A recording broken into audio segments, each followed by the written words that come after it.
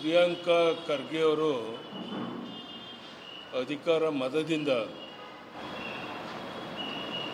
ರಾಷ್ಟ್ರೀಯ ಸ್ವಯಂ ಸೇವಕ ಸಂಘವನ್ನು ನಾವು ಅಧಿಕಾರಕ್ಕೆ ಬಂದರೆ ಬ್ಯಾನ್ ಮಾಡ್ತೇವೆ ಅನ್ನೋ ಮಾತನ್ನು ಹೇಳಿದ್ದಾರೆ. ನಾನು ಪ್ರಿಯಾಂಕಾ ಖರ್ಗೆ ಹೇಳಕ್ಕೆ ಇಚ್ಛೆ ಪಡ್ತೇನೆ, ಇಡೀ ದೇಶದ ಉದ್ದಗಲಕ್ಕೆ ರಾಷ್ಟ್ರೀಯ ಸ್ವಯಂ ಸೇವಕ ಸಂಘದ ಬಗ್ಗೆ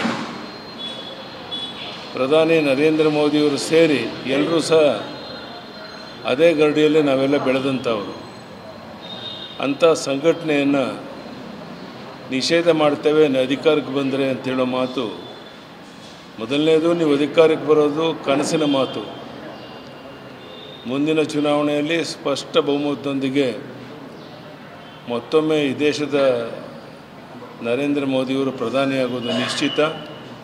ಇಂಥ ಹುಚ್ಚುತನದ ಹೇಳಿಕೆಯನ್ನು ಕೊಟ್ಟು ಜನರ ಮುಂದೆ ಹಗುರ ಆಗಬೇಡಿ ಅಂಥೇಳಿ ಈ ಸಂದರ್ಭದಲ್ಲಿ ನಾನು ಅವ್ರಿಗೆ ಒತ್ತಾಯ ಮಾಡ್ತೇನೆ, ಸಲಹೆ ಕೊಡ್ತೇನೆ.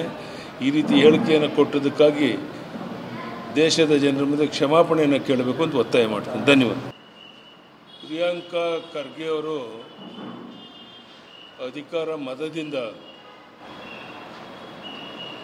ರಾಷ್ಟ್ರೀಯ ಸ್ವಯಂ ಸೇವಕ ಸಂಘವನ್ನು ನಾವು ಅಧಿಕಾರಕ್ಕೆ ಬಂದರೆ ಬ್ಯಾನ್ ಮಾಡ್ತೇವೆ ಅನ್ನೋ ಮಾತನ್ನು ಹೇಳಿದ್ದಾರೆ. ನಾನು ಪ್ರಿಯಾಂಕಾ ಖರ್ಗೆ ಹೇಳಕ್ಕೆ ಇಚ್ಛೆ ಪಡ್ತೇನೆ, ಇಡೀ ದೇಶದ ಉದ್ದಗಲಕ್ಕೆ ರಾಷ್ಟ್ರೀಯ ಸ್ವಯಂ ಸೇವಕ ಸಂಘದ ಬಗ್ಗೆ ಪ್ರಧಾನಿ ನರೇಂದ್ರ ಮೋದಿಯವರು ಸೇರಿ ಎಲ್ಲರೂ ಸಹ ಅದೇ ಗರಡಿಯಲ್ಲಿ ನಾವೆಲ್ಲ ಬೆಳೆದಂಥವರು. ಅಂಥ ಸಂಘಟನೆಯನ್ನು ನಿಷೇಧ ಮಾಡ್ತೇವೆ ಅಧಿಕಾರಕ್ಕೆ ಬಂದರೆ ಅಂತೇಳೋ ಮಾತು ಮೊದಲನೇದು. ನೀವು ಅಧಿಕಾರಕ್ಕೆ ಬರೋದು ಕನಸಿನ ಮಾತು. ಮುಂದಿನ ಚುನಾವಣೆಯಲ್ಲಿ ಸ್ಪಷ್ಟ ಬಹುಮತದೊಂದಿಗೆ ಮತ್ತೊಮ್ಮೆ ಈ ದೇಶದ ನರೇಂದ್ರ ಮೋದಿಯವರು ಪ್ರಧಾನಿಯಾಗೋದು ನಿಶ್ಚಿತ.